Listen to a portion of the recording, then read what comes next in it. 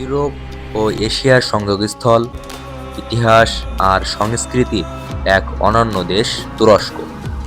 Ottoman এম্পায়ারের রাজকীয় রান্নাঘর থেকে শুরু করে আধুনিক ক্যাফে, তুরস্কের মিষ্টি শুধু খাবার নয়, এটি ঐতিহ্যের অংশ।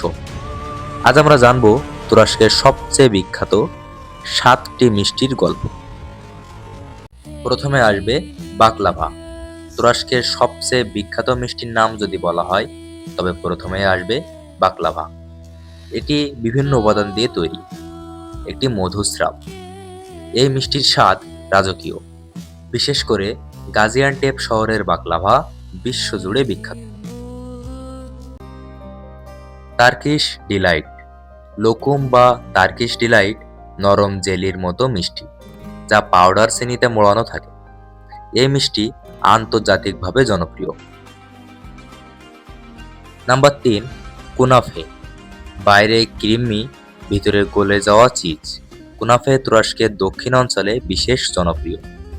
বিশেষ করে হাতাই অঞ্চলের কুনাফে সেরা হিসাবে ধরা হয়। নাম্বার 5, তুলুম্বা। তুলুম্বা দেখতে অনেকটা চিকন জিলাপির মতো। ডিপ ফ্রাই করে মিষ্টি সিরাপে ভেজানো হয়। এটি রাস্তার জনপ্রিয় ডেজার্ট।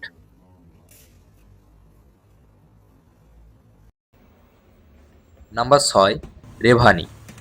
রেভানি হলো সুজি দিয়ে তৈরি নরম কেক। এটি অটোমান এম্পায়ার থেকে জনপ্রিয়।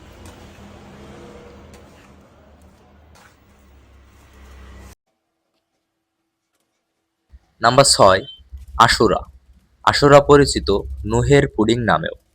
গম, ডাল, বাদাম, ফল, নানা উপকরণে তৈরি এই মিষ্টি ইসলামী ঐতিহ্যের সঙ্গে জড়িত।